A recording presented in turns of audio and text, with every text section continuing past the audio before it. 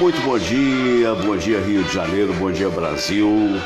Olha, com muito prazer estamos aqui juntinho de vocês para mais uma semana e hoje nós temos coisa que não acaba mais para comentar. Evidentemente a vida política brasileira é aquilo que está pulsando no dia de hoje, uma semana que promete ser de chuvas para o Rio de Janeiro. Na verdade, hoje a temperatura máxima está estimada em torno de 26 graus.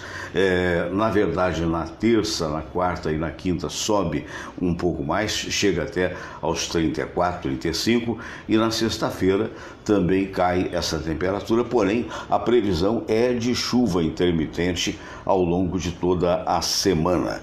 Mas, meus amigos, estamos aqui juntinho de vocês e, obviamente, começando a comentar as coisas que aconteceram ao longo das eleições, né? A eleição, de uma certa forma, transcorreu com a tranquilidade que poderia se esperar, mas que não foi de todo, porquanto inventaram, à última hora, a tal da biometria, não é? Fizeram um convênio com o Detran, eu digo fizeram, o Tribunal Superior Eleitoral, o Tribunal Regional Eleitoral, não o Superior, fez um convênio com o Detran e desse convênio estão lá os dados de todo mundo que está cadastrado no Detran. E resolveram fazer isso exatamente no dia em que aqui no estado do Rio de Janeiro havia eleição para 6 candidatos. Quer dizer, é complicar o simples e não deu outra. Na maioria das urnas, o pessoal esperou 1 hora, esperou 2 horas, teve gente esperando até 3 ou 4 horas para votar, e o que pior, teve gente desistindo de votar, o que é um total desrespeito. Quer dizer, como é que comunica uma coisa dessa? Aliás, não comunica, ela comunica no ato do cara estar na fila, porque, entre outras coisas, mudaram muitas zonas eleitorais. Por uma questão de economia, disse a diretora aí do Tribunal Regional Eleitoral do Rio de Janeiro, mas uma economia que deixou todo mundo meio que confuso. Eu mesmo tinha uma zona eleitoral, uma região eleitoral que mudou completamente, embora não tenha mudado de local. Sorte que quando cheguei, eu estou meio habituado a essas coisas, então eu vou já no finalzinho do expediente, lá pelas 4 da tarde, por aí. Aliás, eu fui um pouquinho antes, por volta de 3h30, e a partir daí então não tive problema, porque na minha zona eleitoral não teve biometria. No entanto, tanto a minha mulher quanto meu filho tiveram a tal da biometria. Então é uma confusão que se deu desnecessária, mostrando que as coisas têm que caminhar mais céleres no Brasil e, mais do que isso, que tem que haver um pouco mais de organização. Quer dizer, não dá para entender por que, por exemplo, em municípios da região dos lagos foi obrigada a biometria por inteiro. Então teve gente que ia chegando, não pôde votar porque não sabia que tinha que ter feito a biometria. Então por que isso aconteceu em Niterói e não aconteceu no Rio de Janeiro? Quer dizer, porque estamos em experiência, pelo amor de Deus, vai experimentar numa eleição de 2 senadores, numa eleição de deputado estadual, numa eleição de deputado federal, numa eleição de presidente, Por que é isso? Né? Então mostra o quanto esse país tem que evoluir para poder fazer uma coisa um pouco melhor e um pouco mais verdadeira. Agora, quanto às denúncias de eventuais fraudes, isso na verdade não existiu não, mas a gente vai acompanhar os detalhes todos aqui no programa do dia de hoje. Vai ser um programa especial. Eu quero mandar um abraço para os amigos que estão aparecendo aqui na tela, né? Alô pro Marco Silva, né? Viu, Marco? Eu não te falei que ia ter segundo turno, não é? Por quê? Baseado em pesquisas que não foram todas elas fidedignas ao que aconteceria. Mas é aquela história, pesquisa é pesquisa, não é adivinhação, não é bola de cristal. Ninguém tem bola de cristal. Então a pesquisa pode errar redondamente, como de fato errou no caso do Wilson Witzel, aqui no Rio de Janeiro, o juiz aqui do Grajaú, nosso vizinho por aqui, e do Eduardo Paes, né? Estimava-se que o Eduardo Paes ia ser pule de 10, né? Ia fazer barba, cabelo e bigode. e que o segundo seria o Romário. No entanto, o Romário não foi o segundo, Eduardo Paes é que foi o segundo, com 19,56% para a governança do Estado, e o primeiro colocado foi o ex-juiz Wilson Witzel, com 41,28%. Né? Então tá aí, e agora vai ser empolgante, né? Esse segundo turno não vai ser fácil não, para o Eduardo Paes virar essa situação. E na realidade o juiz Wilson Witzel, de uma certa forma, afinou-se com o Jair Bolsonaro. Quer dizer, eu não digo que ele tenha aproveitado a onda do Jair Bolsonaro, mas ele disse que ao longo da campanha, a declaração que ele deu ontem, acabou entendendo que estava afinado com a proposta do Jair Bolsonaro, né? Bolsonaro, que vocês sabem, conseguiu 46,3% dos votos válidos contra 29,28% dos votos válidos para o Haddad, que é o segundo colocado e que vai ter que correr atrás do prejuízo se quiser mudar essa história. A gente vai fazer um comentário logo após, mas eu vou pedir agora para a Samira. Bom dia, Samira. Bom dia, Samira está na câmera hoje. Eu vou pedir para você para mostrar ali. Vamos lá, vamos juntos agora. Vamos mostrar ali o pronunciamento ontem do Jair Bolsonaro logo após ter sabido da sua vitória em primeiro lugar. Então nós vamos posicionar a câmera e vamos agora mostrar para vocês aquilo que já foi sobejamente mostrado também, diga-se de passagem, mas que é importante. Vamos lá. Primeiro ele se ajeitando, né? Parece que ele dá um tempo para justamente começar a fala e orienta-se com a mocinha que fez os sinais de Libra, né? E agora, ao lado dele, o Paulo Guedes, que pode vir a ser o ministro. Tá baixo isso? Peraí, vamos fazer um negócio aqui, porque assim não dá não. Não sei quem é que... É que esse áudio, ele está realmente com som baixo.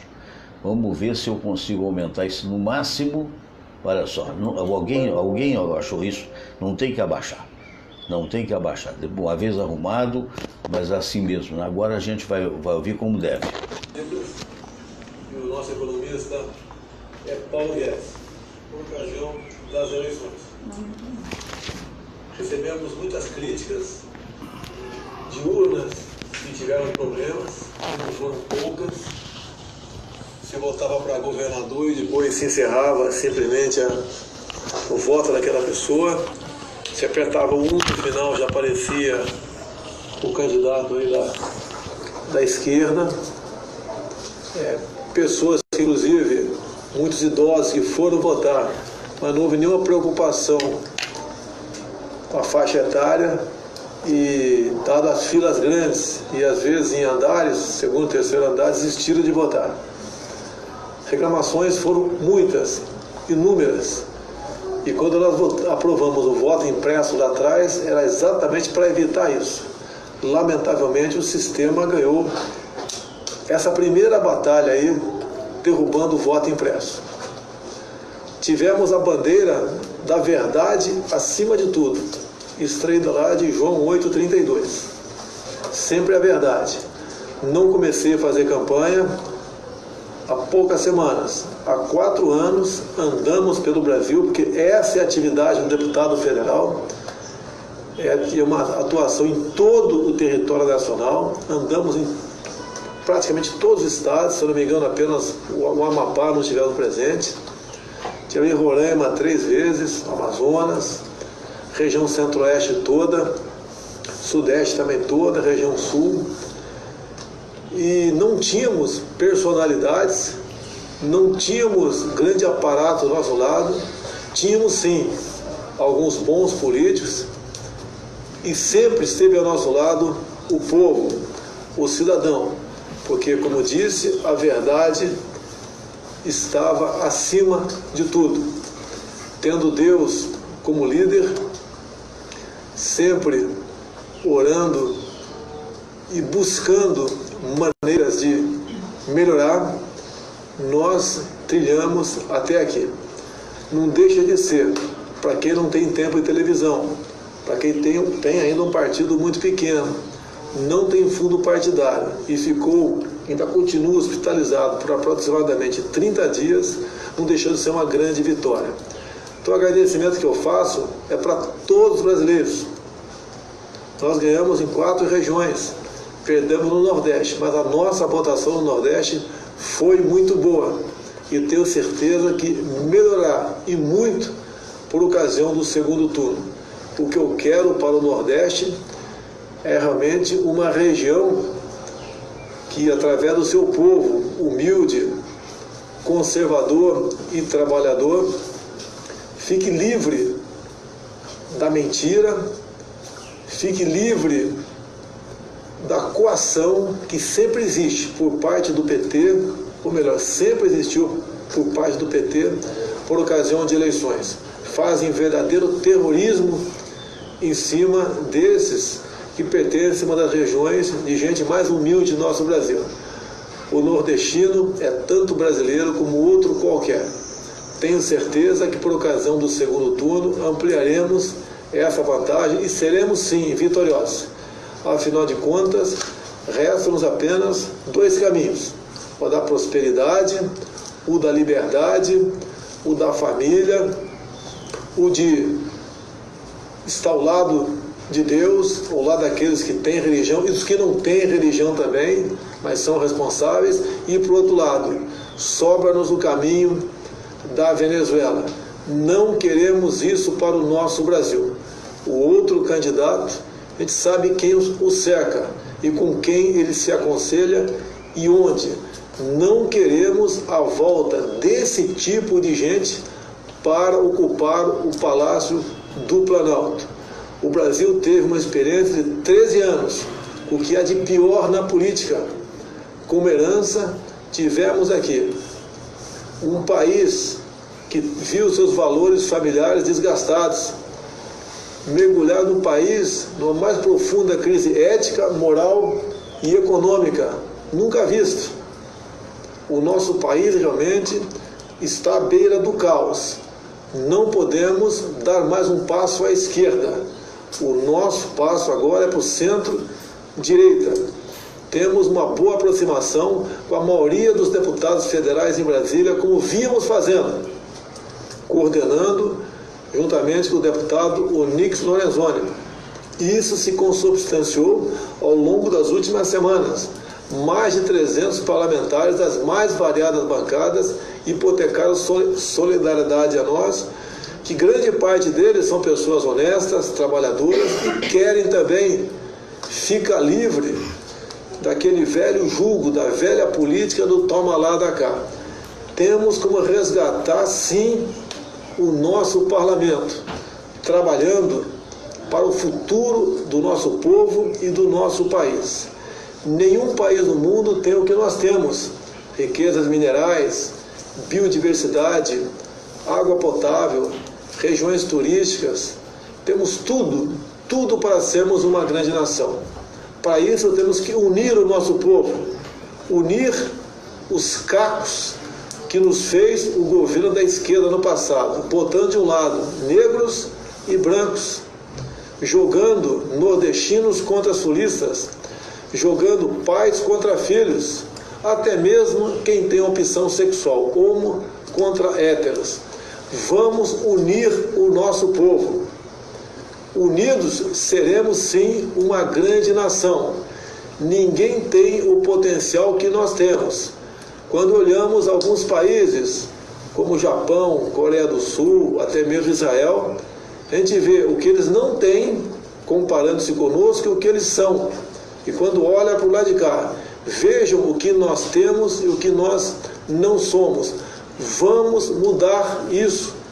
Vamos nos aproximar das grandes nações. Vamos fazer uma política externa sem o viés ideológico. Vamos agregar valor naquilo que Deus nos deu.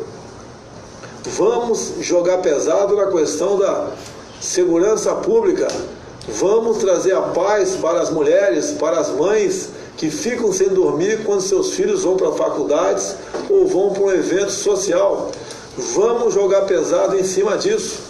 O que mais nós podemos fazer para as mulheres é proporcionar paz para as mesmas, para os homens e mulheres do campo, quer seja do agronegócio ou da agricultura familiar. Queremos paz para vocês.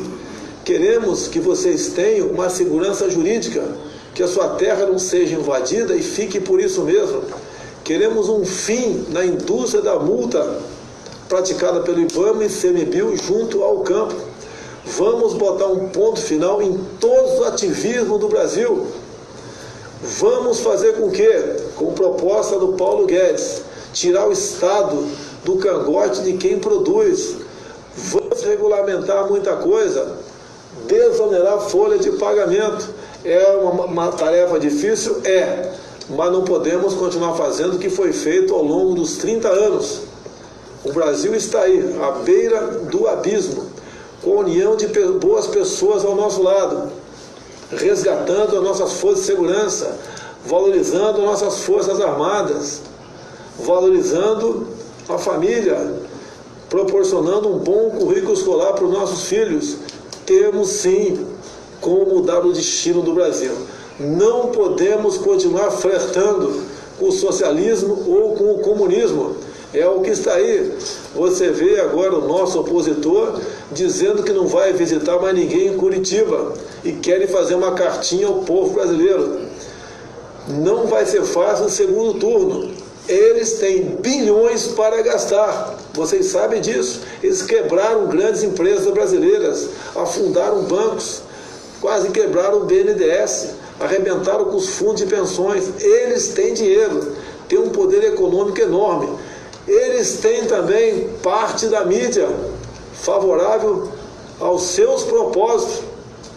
Te lamenta uma imprensa brasileira, parte dela, não abriu os olhos. O que lhes espera com a ascensão ou com a volta do PT ao poder? Parece que não conseguiram ler o plano de governo deles, controle social da mídia. Nós temos que acreditar em nosso Brasil. Devemos continuar mobilizados. Não podemos simplesmente nos recolher. Faltam aí 3 semanas para o segundo turno. Vamos, junto ao TSE, exigir soluções para isso que aconteceu agora. E não foi pouca coisa, foi muita coisa. Tenho certeza, se esse problema não tivesse ocorrido e tivéssemos confiança no voto eletrônico, já teríamos o nome do futuro presidente da República decidido no dia de hoje. Não podemos nos esmorecer. Afinal de contas, o que está em jogo é a nossa liberdade, é a manutenção da Operação Lava Jato, é a certeza que o trabalho iniciado lá atrás, pelo Ministério Público, pela Polícia Federal, um símbolo de tudo que acontece aí, o nosso juiz Sérgio Moro, não vai ser jogado na lata do lixo. Temos que acreditar, temos como fazer um Brasil diferente. A corrupção, vamos reduzi-la o máximo possível. Sabemos a dificuldade disso, mas nós diminuiremos o tamanho do Estado.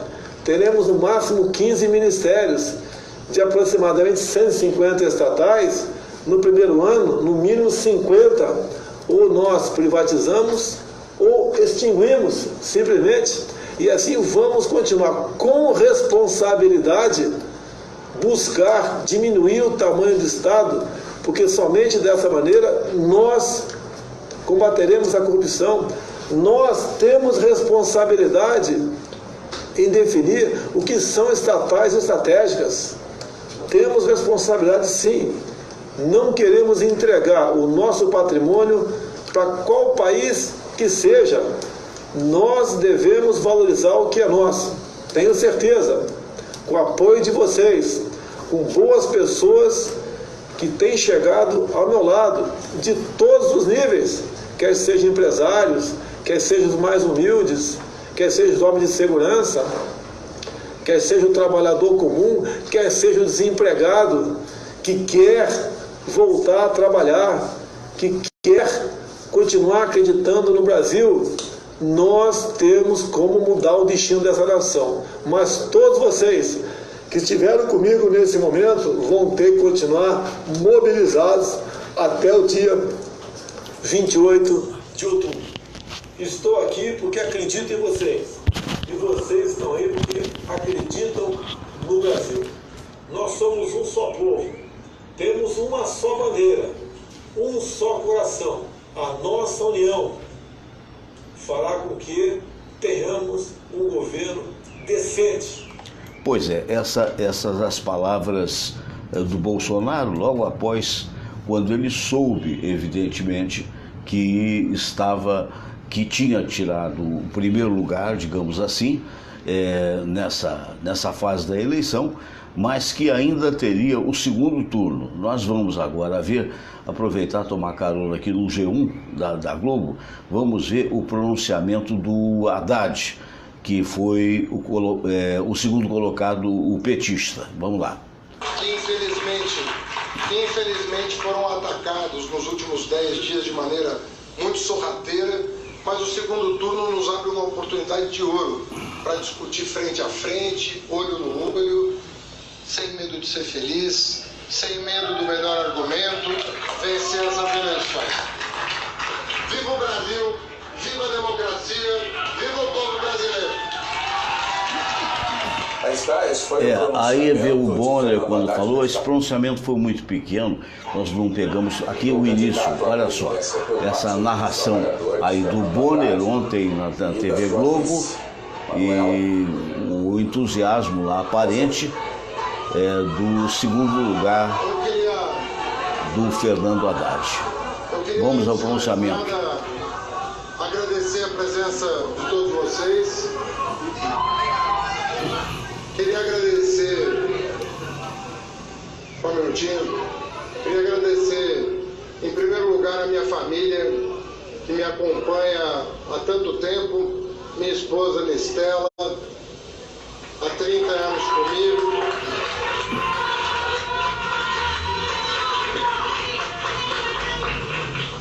Queria agradecer o meu partido, o Partido dos Trabalhadores.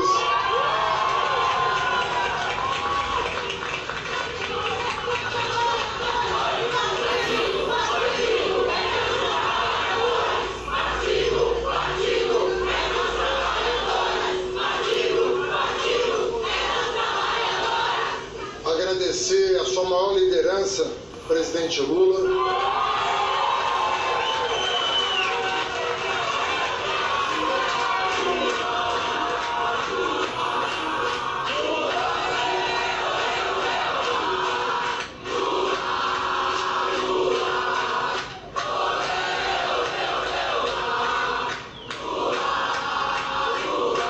Queria agradecer os partidos da nossa coligação, PCdoB e PROS, que estiveram conosco todo esse tempo.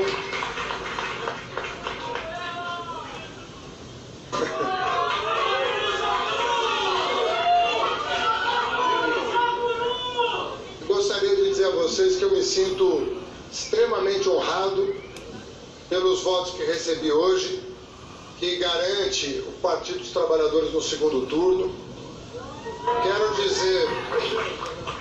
Quero dizer a vocês que me sinto também desafiado pelos resultados, são bastante expressivos, no sentido de nos fazer atentar para os riscos que a democracia no Brasil corre. A oportunidade de um segundo turno é uma oportunidade, particularmente em 2018, inestimável que o povo nos deu e que nós precisamos saber aproveitar com sobriedade, mas com também muito senso de responsabilidade. Nós queremos unir os democratas do Brasil, nós queremos unir as pessoas que têm atenção aos mais pobres desse país, tão desigual. Nós queremos um projeto amplo para o Brasil, profundamente democrático, mas também que busque de forma incansável justiça social. Além disso, nós colocamos a soberania nacional e a soberania popular, que são dois conceitos irmãos, indissociáveis, conceito de soberania nacional e soberania popular acima de qualquer outro interesse. E vamos fazer um governo, se formos vitoriosos no segundo turno, e iniciaremos amanhã a campanha para sermos vitoriosos no segundo turno.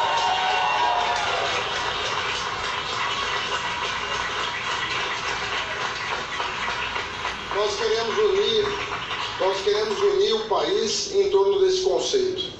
Nós achamos que há muita coisa em jogo no Brasil de 2018. É uma eleição incomum. É diferente do que aconteceu, eu diria, de 89 para cá. É uma eleição muito diferente de todas que nós já participamos.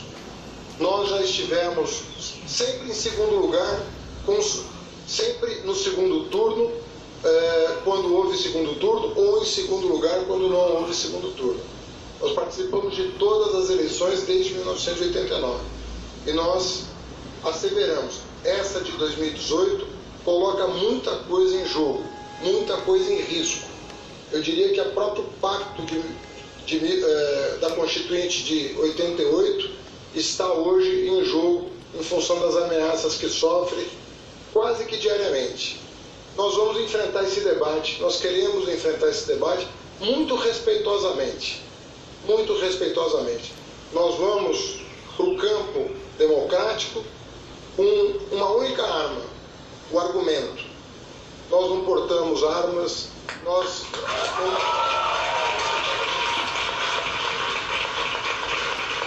vamos com a força do argumento para defender o Brasil e o seu povo, sobretudo o povo mais sofrido desse país, que espera a responsabilidade social de todos nós. Eu termino celebrando a democracia, celebrando a liberdade. São valores que eu cultivo desde sempre. Sempre tive do lado da liberdade, do lado da democracia. Não vou abrir mão dos meus valores familiares, inclusive, que infelizmente foram atacados nos últimos 10 dias de maneira muito sorrateira, mas o segundo turno nos abre uma oportunidade de ouro. Pois é, esta a fala, a parte principal, digamos assim, da fala do Haddad, né? E nós vamos, a ministra do TSE, eu não sei se a imagem vai ficar legal, mas vamos ver o que ela falou. Sem qualquer embasamento na realidade. Por isso é que nós afirmamos a nossa confiança. Mas se ocorrer alguma fraude, algum dia, essa fraude poderá ser constatada. Bom, o importante, ela falou que não houve fraude, não é? E o som não está dos melhores. Eu vou me posicionar aqui numa outra cadeira para poder fazer esse comentário, porque agora vamos continuar fazendo um programa diferenciado no dia de hoje. Vocês veem que eu até coloquei esse meu microfone de lapela pertinho ali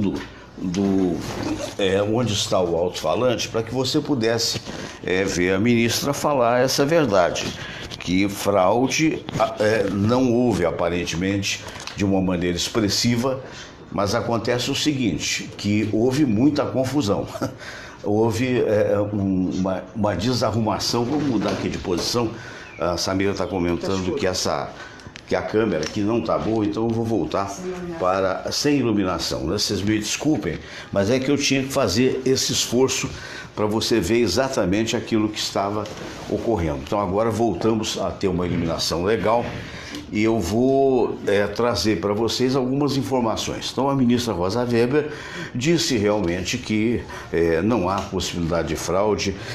Representantes da OEA, a Organização dos Estados Americanos, estavam aí e viram todo o trabalho que foi feito com relação a essa não possibilidade de fraude, porque é muito pouco provável mesmo. Não é verdade, espalharam uma série de notícias ruins notícias falsas, as chamadas fake news.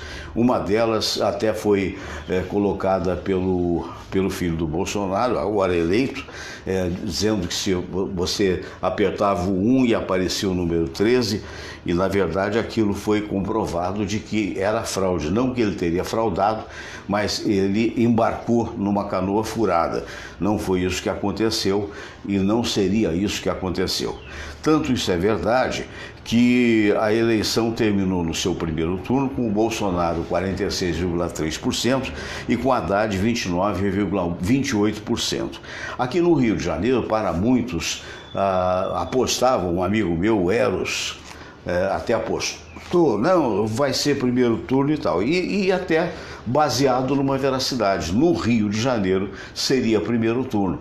Bolsonaro teve 59% dos votos válidos. Então a impressão que se tinha no Rio de Janeiro é de que se levaria no primeiro turno. Mas na verdade isso não aconteceu em função do Nordeste brasileiro, onde há uma forte liderança petista e que acabou equilibrando, digamos assim, até onde pôde se equilibrar, essa verdadeira onda a favor do Bolsonaro, a favor de mudanças e antipetista, por assim dizer. E daí o resultado foi exatamente esse, de 46,3% e Haddad com 29,28%. Agora, realmente, o esforço que será feito pelo Fernando Haddad no sentido de retomar o primeiro posto é um esforço hercúleo e muito difícil de acontecer. É aquela velha história. Assim como a gente assevera a honestidade das pesquisas que são verdadeiras, porém que erram. A maior prova disso foi, por exemplo, em Minas Gerais, quando Dilma Rousseff era tida também como pule de 10 e acabou em quarto lugar, perdendo a vaga no Senado. A maior prova disso foi o próprio Eduardo Paes, onde todo mundo, as pesquisas davam Eduardo Paes em primeiro lugar e Romário em segundo lugar. Sorte do Romário que ainda tem 4 anos como senador, porque na verdade perdeu feio e muito provavelmente Wilson Witzel tem todas as chances de ser eleito no segundo turno, porque há uma diferença muito grande, 41,28% contra 19,56% do Eduardo Paes. Isso prova para mim de maneira muito clara que a população não quer saber mais de políticos antigos, políticos que têm um discurso muito bonito, mas que eventualmente não são capazes de desenvolver um programa de governo que realmente favoreça a população.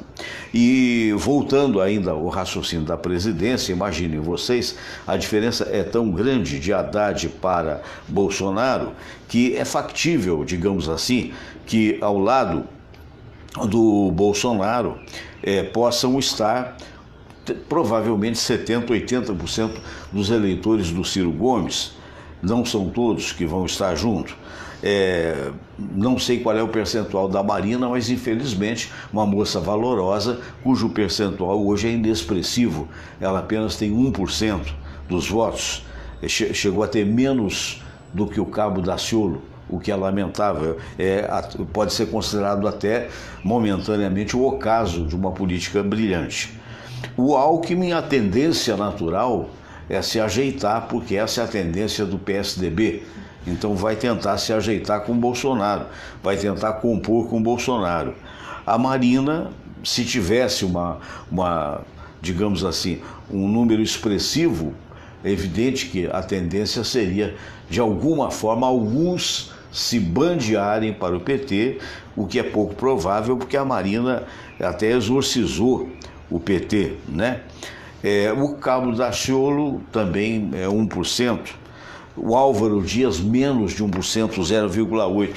Eu estou aqui, eu vou mostrar para vocês algo interessante, porque vamos ver se eu consigo mostrar. Acho que vou conseguir sim, que com calma a gente acaba acessando aquelas coisas que deve acessar aqui no celular. Eu estou tentando ligar esse celular aqui para mostrar uma coisa para vocês que seria muito interessante, que foi colocada hoje Quer ver? Deixa eu ver aqui. chover faz lama, como se diz, mas agora vai. Tá na Confraria dos Amigos do Rádio. Quem colocou isso aqui foi o Pedro Cirilo. Ouça.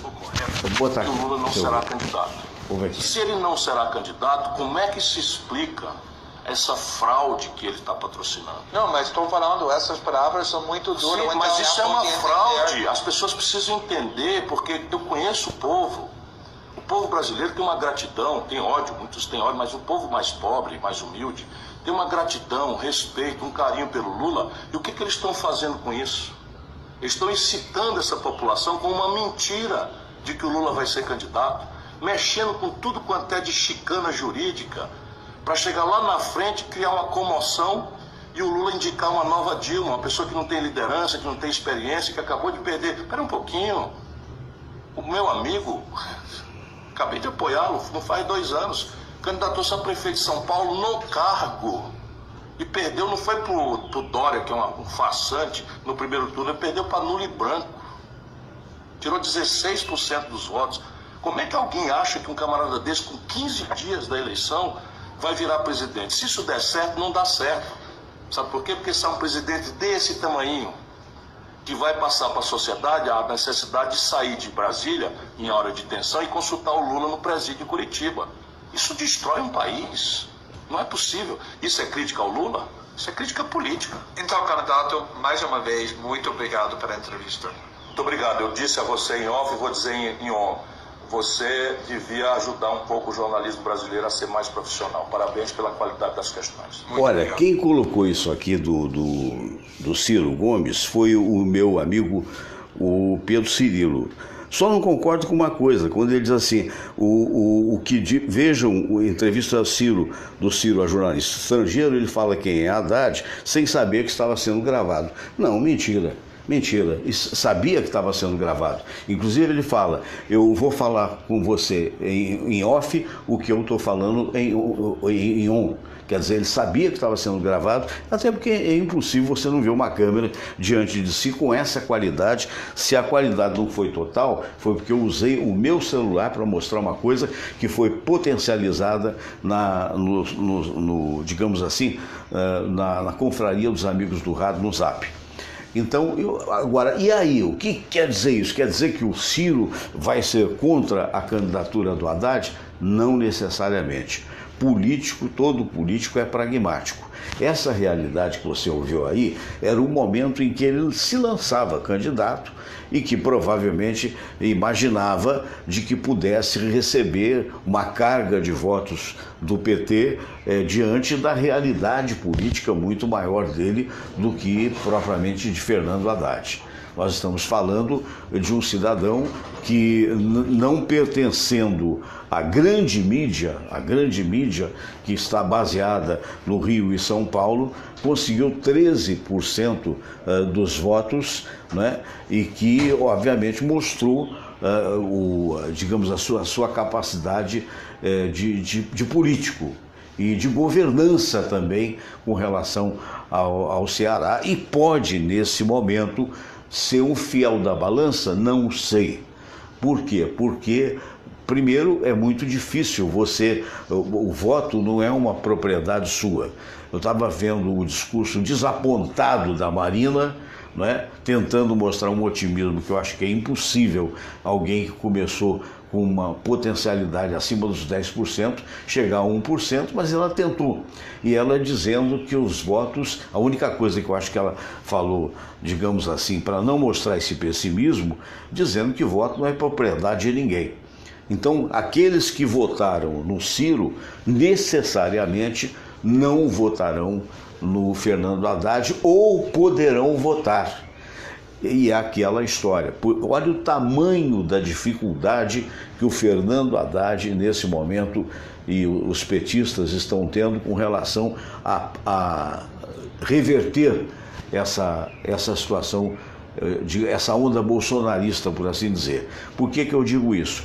Porque se você somar os votos, fosse uma coisa estável, né? Fosse uma propriedade de cada um. Se você somar o Fernando Haddad mais a Marina, que é muito pouco, mais o Ciro, que é da ordem de 12%, 13%, e na hipótese de todos os votos migrarem, ainda assim, pelo resultado que foi divulgado ontem nas urnas, o Bolsonaro teria uma vantagem de 4 a 5 pontos, né? Se não for um pouco mais.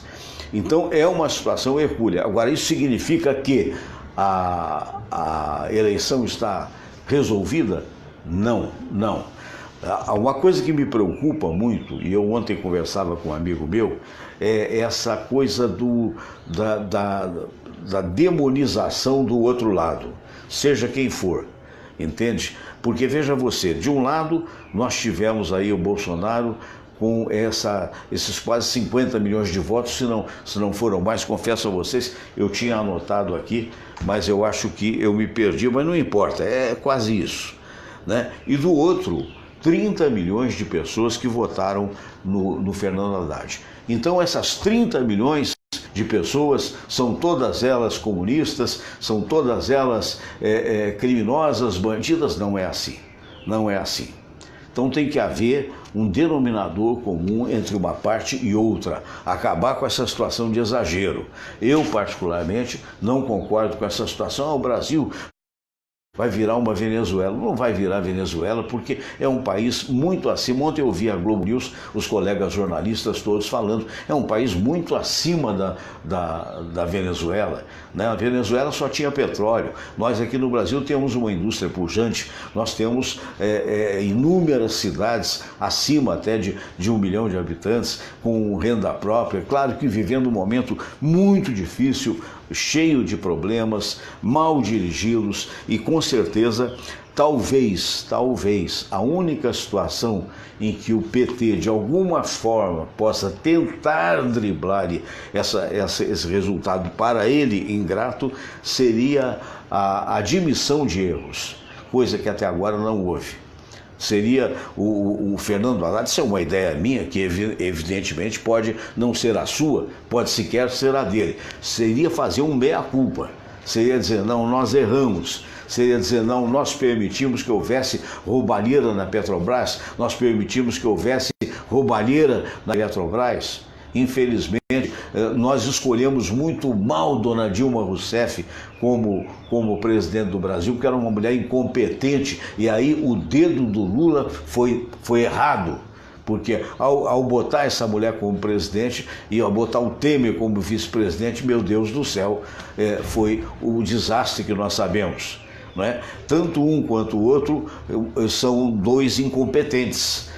E vou lhe dar um exemplo por que dessa incompetência última, agora com o Temer, que acabou com o seu próprio governo no momento em que não teve a capacidade de se antecipar à greve dos caminhoneiros, que quase que botou o país ainda mais no fundo do poço. Por outro lado, na fala do Bolsonaro, o outro está perguntando em quem votar, eu acho que tem que analisar, eu acho que tem agora, é das duas uma. Ou o Fernando Haddad, lamentavelmente, se torna títere do Lula e aí vai ter uma derrota acachapante, ou ele emerge como uma liderança nova, ainda que seja de esquerda, e consiga, de alguma forma, convencer aqueles que ainda estão entre um e outro, porque teve muita gente que não votou no Bolsonaro e teve muita gente que não votou no Fernando Haddad. Aí está o único capital que o PT pode tentar se utilizar. Mas para isso vai ter realmente que mostrar algo de diferente, que não seja o discurso que foi feito lá na sede do PT com L de Lula e Lula lá e outras coisas mais, porque isso não acrescenta absolutamente nada à candidatura do Fernando Haddad. Ainda que ele possa ser o ídolo daquela maioria de pessoas que lá estava, não acrescenta nada. O homem está preso, já não pode mais se eleger. Então, e o tempo é muito curto e por isso mesmo, a meu ver, muito favorável ao Bolsonaro. Bolsonaro pode, talvez, só se for extremamente desastroso, né, que vai eventualmente perder essa eleição. Reitero, está definida? Não, não está definida. Porque a urna, vejam vocês o que aconteceu no Rio de Janeiro. Quem é que poderia imaginar o Wilson Witzel tirar 41,28% contra 19,56% do Eduardo Paes? Ninguém imaginaria isso e aconteceu. Então pode acontecer uma virada? Pode acontecer, mas no meu entendimento, e eu não sou dono da verdade, passa por uma meia-culpa por parte do PT. Passa por um emergir de uma personalidade diferenciada e se deslocando do Lula para tentar pegar de alguma forma os votos do pessoal de centro, que não está nem para a esquerda e nem para a direita, e que eventualmente hoje está meio que órfão. Essa é a grande virada que pode acontecer. Vai acontecer? Necessariamente não. Necessariamente não. Eu fiz algumas anotações aqui. Os filhos de Cabral, Cunha e Pisciani não se elegeram. Que bom, porque parece que o brasileiro está tomando conta de si mesmo nesse momento. Chega de roubalheira. Não necessariamente que essas pessoas poderiam roubar, mas o exemplo é muito ruim dentro de casa. Não foram eleitos, não. Parabéns aos 2 senadores que foram eleitos, Harold de Oliveira e Flávio Bolsonaro, deixando de lado outra liderança muito discutível, que é a liderança do César Maia. O Eduardo Paes veio de público dizer que foi um quadro importante. Eu não duvido da importância desse quadro, mas não podemos nos esquecer que foi um quadro que fez aquela cidade das artes lá na Barra da Tijuca, e que gastou-se um dinheirão. Era o homem do Guggenheim, queria botar o museu do Guggenheim e acabou não conseguindo. Mas o Rodrigo Maia foi eleito. Muito bem, esta é a situação, de um modo geral, que se vê agora.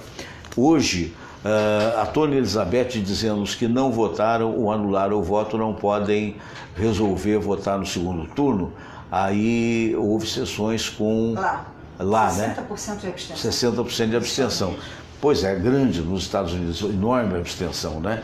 É isso mesmo. Olha, Tônia, eu não sei te responder com relação aos Estados Unidos, né? Com relação ao Brasil, 20% de abstenção. Então eu não sei, teria naturalmente que se informar no consulado brasileiro, se é que você está perguntando com relação ao Brasil. Não, ela está perguntando com relação... Os que não votaram, não foram, anularam o voto, enfim, os que fazem parte... Os que não votaram podem votar, claro, podem votar. Aqueles que anularam podem votar, sim, não tenha dúvida disso. Entendeu? A Denise Guzmán, até amanhã estou saindo para uma reunião na escola da neta. Legal, Denise. O Marco Silva, o Texas votou em peso. Legal, Marco. Então, parabéns. Eu vi você lá mostrando, né, acho que o título de eleitor. Parabéns a você, parabéns a todos os brasileiros. Como curiosidade, eu tinha anotado aqui, me parece que um ganhou num país, outro ganhou no outro, né? Eu acho que foi mais ou menos assim. O Ciro ganhou na França e o Bolsonaro ganhou na Nova Zelândia. Uma informação para vocês. Lá fora também iriam para o segundo turno. Então essa é a situação de diferença, não é? Em que nós vemos aqui, tentamos analisar para você. Eu mesmo, sinceramente, eu vou analisar com calma. Não participei de nenhuma dessas apaixonites. Não sou apaixonado pelo Haddad, não sou apaixonado pelo Bolsonaro. Quando nós falávamos aqui da pesquisa, teve gente que disse: nossa, vocês jornalistas mentem muito, como é que pode? Vai ser no primeiro turno. Eu até entendo o emocional dessas pessoas, porque elas estavam vendo, aqui no Rio de Janeiro, Bolsonaro teve 59, qualquer coisa por cento das votações. Então a pessoa que estava me criticando do outro lado não estava errada. Aqui no Rio de Janeiro, ele estaria em primeiro lugar e eleito, digamos assim. Mas o Brasil não é o Rio de Janeiro. O Brasil é a soma de todos os países, e aí deu no que deu. Na medida que começou a abrir o Nordeste, então o que aconteceu? Houve a queda do Bolsonaro que começou com 49% na apuração, que era a apuração do Sudeste, muita gente pensando. Até a menina que fazia Rede TV, eu estava acompanhando pela Globo News, depois pela Rede TV. Aquela guria, como é que foi? Foi da Globo, lembra o nome dela? Aquela que tem um programa de entrevista, a Mariana Godoy, ficou toda empolgadinha, passou a empolgação, olha, 49 vai ser o primeiro turno. Aí alguém falou, deixa abrir o Nordeste. Quando abriu o Nordeste, aí foi caindo para 48, 47, 46,3% e o Haddad subindo 29,28%. Olha, de qualquer forma, de coração, é a festa da democracia. Não tenha dúvida disso, com todos os inconvenientes, todas as dificuldades que o Brasil tem. Né? Uma coisa, o Bolsonaro falou que eu sou obrigado a concordar com ele. Este é um país que tem tudo aquilo que a maioria dos outros países não tem. A gente precisa, independentemente de bolsonarista ou de Fernando Haddad, acordar para o país, acordar para a população. Então eu sou obrigado a reconhecer que o Bolsonaro foi, no discurso dele, mais feliz do que foi o Haddad. Porque ele disse, olhem a Coreia do Sul, eles não têm nada do que nós temos e olha como está a Coreia do Sul. E citou um outro exemplo aí qualquer. Então a gente agora está precisando de político que acredite, não é essa coisa do salvador da pátria, só salvar a pátria não. Políticos que sejam responsáveis, políticos que acabem com aquele negócio do toma lá e dá cá. Porque isso não pode mais acontecer. Eu vou dar um exemplo para vocês de duas figuras que eu vou preservar o nome, que se achavam que poderiam estar eleitas e que tiveram uma votação bem aquém do esperado, porque não tiveram a humildade de usar o telefone, porque não tiveram a humildade de pegar, porque você vai pensar, usa o Zap nem sempre você lê, Agora, o telefone que toca, o político velho sabe disso. Nesse particular, é bom imitar o político velho. Nesse particular, por exemplo, o Haddad, no finalzinho dessa fala, que eu não mostrei toda, ele disse, olha, eu já entrei em contato com o Ciro, já entrei em contato com, não sei se foi por incrível que pareça, com o Alckmin, não sei, com a Marina, com o Ciro e Marina. Isso é um comportamento ainda que deve ser utilizado pelo político. Por quê? Porque quando você liga para uma pessoa, primeiro você fala no nome dela. Tem uma piada dos políticos, mas que infelizmente é verdadeira, que o sujeito chegou pro outro e disse assim, ô fulano, que prazer te ver, como vai o seu pai, meu querido amigo? Aí o cara fala assim, meu pai morreu, excelência, tem 2 anos. Aí o político fala, morreu para você, filho ingrato, porque para mim está vivo no meu coração. Isso não é o ideal, mas isso é o comportamento político que, lamentavelmente, muitos deixaram de lado. Então esqueceram de telefonar e dizer, olha, ô João, como vai você, João? Olha, eu estou lembrando a você que eu sou candidato.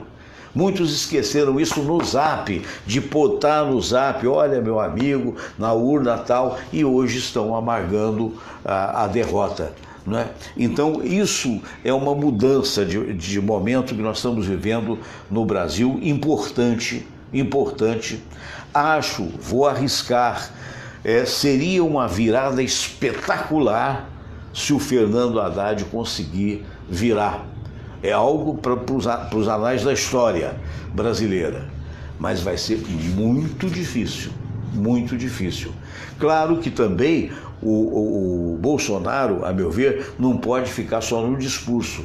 Ele foi preservado, lamentavelmente, por aquele episódio da facada que ninguém deseja para ninguém, mas de uma certa forma ele ficou preservado dos debates. Agora vai para o debate. E que haja, de uma parte e de outra, a percepção de que debate não é confronto. Esse é o grande perigo da polarização. É preciso, agora, na hora do debate, ser um debate de ideias. E essas ideias, agora é que o pessoal vai mostrar, como se diz naquela frase lá do interior, não só paulista, como interior das Minas Gerais, agora a gente vai saber quem é que tem garrafa para vender. Porque por enquanto foi discurso ideológico, um falando mal do socialista, do comunista, que nem todos são socialistas, nem todos são comunistas, e o outro falando mal do outro, chamando de fascista, e nem todos são fascistas, não é por aí. O importante agora vai ser, digamos assim, eles têm menos de 15 dias, se eu estou certo, é dia 28, né, de outubro, menos de 15 dias para vender as suas ideias. Então, esse é o momento em que a gente vai ser testemunha, se vivos estivermos, de um momento histórico para o Brasil. Histórico para o Brasil, onde de repente vai ser eleito o senhor Bolsonaro, ou então, quem sabe, o senhor Haddad. Então fica aí a informação, você faça dela o que for melhor, não é? Isso é que é importante, analise, se você está como eu, você não tem uma postura definida, analise, não se esqueça que até a anulação do voto não importa, porque numa verdadeira democracia como os Estados Unidos, eu não vi nenhum dos dois candidatos falar isso, o voto não seria obrigatório. Então, na maior democracia do mundo, o voto não é obrigatório. Então, até o não votar é legítimo. E isso é que torna a situação até mais empolgante. Fraterno abraço para vocês. Amanhã a gente volta com o programa normal. Esperamos ter trazido para você todas as informações possíveis com relação às eleições. Parabéns a todos aqueles que foram eleitos, né? O nosso querido Oscar Berro, outro dia disse uma coisa importante com relação a dois candidatos que tentaram, mas não conseguiram, que na verdade são guerreiros e que a guerra continua, entre aspas, evidentemente, e que a gente possa ter um país bem melhor, mais sério, com mais segurança e com líderes que vão pensar efetivamente não em fazer o filho político, não em fazer o compadre político, não em dar emprego para Beltrano ou para Filano, mas fazer sim um país melhor que nós todos estamos esperando. Grande abraço para vocês. Olha, Namastê significa o Deus que habita em mim, saúde do Deus que habita você. E agora as letrinhas sobem, amanhã, se Deus quiser, a gente volta às 8 horas.